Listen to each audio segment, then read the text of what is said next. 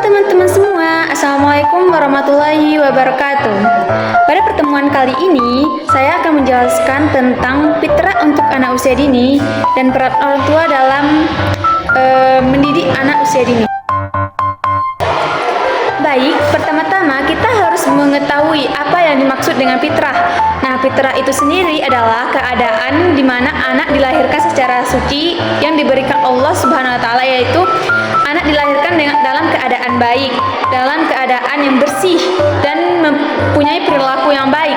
Namun fitrah itu tidak otomatis terjadi di kehidupan anak, tetapi juga perlu dibimbing oleh orang tua, karena orang tualah yang bertanggung jawab akan hal tersebut.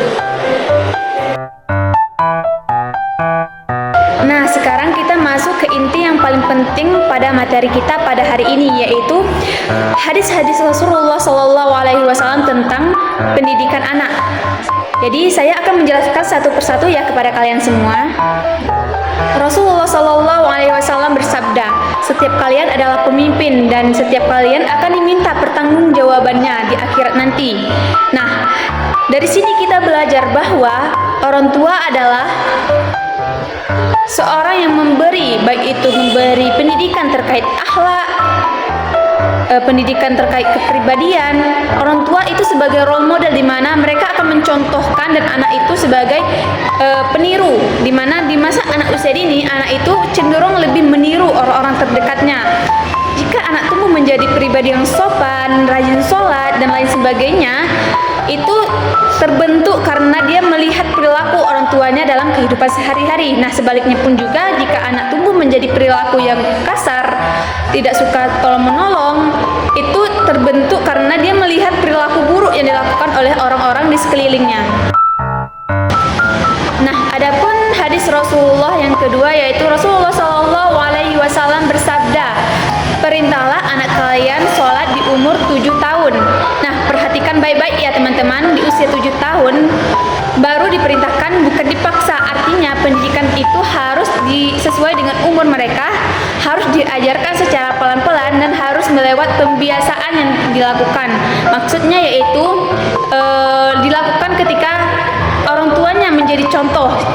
Misalnya ketika anak masih kecil, kita sebagai orang tua itu menjadi contoh. Kalau kita rajin sholat, maka anak akan meniru perilaku kita yang kita berikan kepada anak sewaktu kecil.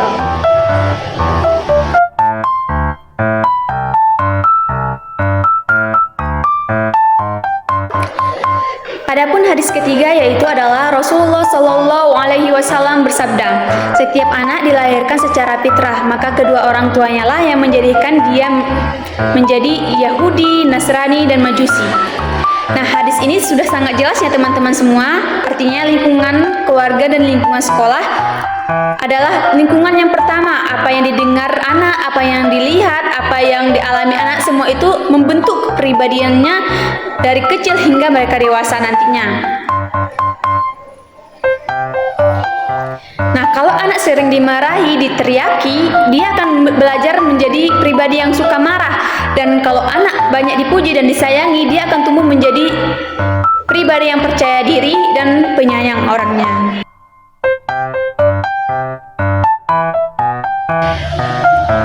Baik, sekarang mari kita masuk pada tahap pendidikan menurut Islam. Yang pertama yaitu pendidikan pranatal sebelum anak dilahirkan. Ini pasti yang sering dilupakan orang lain, di mana padahal pendidikan ini dimulai dari masa mereka masih di dalam kandungan.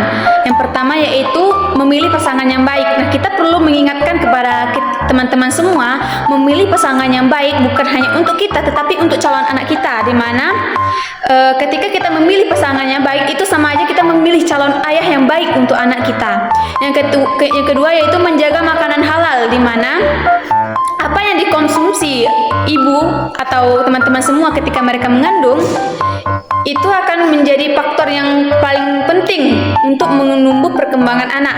Ketika kita memakan makanan yang halal, baik, bergizi, itu akan membentuk pribadi anak yang baik juga. Yang ketiga yaitu memperbanyak doa, di mana ketika kita sedang mengandung, kita harus memperbanyak doa seperti berzikir, membaca ayat-ayat Al-Quran, dan juga yang paling penting yaitu menjaga emosi dan akhlak ketika hamil. Nah, ini diperlukan kembali ke poin pertama yaitu memilih pasangan yang baik, di mana suami yang lebih pengertian ketika menjaga emosi istrinya. Nah, yang kedua yaitu pendidikan usia dini, yaitu umur 0 sampai 6 tahun. Nah, di fase ini yang sangat penting untuk kita ketahui. Di fase ini anak belajar melalui mengamati, meniru, dan pembiasaan. Nah, anak diajarkan adab dasar seperti salam, terima kasih, minta maaf, menjaga kebersihan, serta mengenal Allah secara sederhana. Yang ketiga yaitu masa tamyiz, yaitu umur 7 sampai 10 tahun. Ini masa ketika anak sudah bisa membedakan mana yang baik dan mana yang buruk. Di fase ini anak mulai dilatih disiplin, tanggung jawab, ibadah teratur, dan keteraturan hidup. Dan yang terakhir yaitu masa remaja, di mana di sini komunikasi lebih banyak menggunakan dialog, bukan perintah orang tua berperan sebagai pendamping saja, karena di masa remaja anak sudah bisa mengambil keputusannya sendiri. Nah, sebagai orang tua dia hanya perlu mengarahkan apa yang bisa dilakukan anak. Adapun yang kelima yaitu pendidikan di era digital. Sekarang mari kita lihat konteks modernnya. Anak-anak zaman sekarang hidup dengan gadget, internet, dan sosial media. Tantangannya sangat luar biasa. Mungkin kita teman-teman juga bisa merasakan ya, yang bagi yang punya adik yang suka bermain gadget. Nah, ada konten yang tidak layak, ada kecanduan, dan ada individualisme dan kurangnya interaksi di rumah. Karena itu orang tua harus mendampingi, bukan bermaksud melarang, tetapi mendampingi, memberi batasan, mendidik anak memilih tontonan yang baik, dan menanamkan nilai Islam dalam aktivitas digital. Ingat, teknologi boleh berkembang, tapi fitrah harus tetap dijaga. Baik, dapat kita simpulkan dari materi yang Ibu sampaikan tadi bahwa anak lahir membawa fitrah suci dan orang tuanya lah yang menjadi contoh yang bisa mendidik anak dalam mengarahkan fitrah tersebut. Caranya melalui keteladanan, pembiasaan, kasih sayang, pendidikan akhlak sejak usia dini. Semoga materi yang Ibu sampaikan tadi dapat membantu teman-teman dalam pembelajaran terkait fitrah yang akan kalian temui di masa-masa berikutnya. Baik anak-anak, mungkin itu saja yang dapat Ibu sampaikan pada pembelajaran kita pada hari ini, dan semoga apa yang Ibu sampaikan tadi dapat bermanfaat bagi kita semua. Nah, Ibu harap minggu depan teman-teman semua bisa menjelaskan kembali apa yang kita pelajari hari ini. Baik, Ibu tutup pada pembelajaran kita pada hari ini yaitu dengan mengucapkan hamdalah. Assalamualaikum warahmatullahi wabarakatuh. Sampai ketemu minggu depan ya teman-teman. Bye-bye.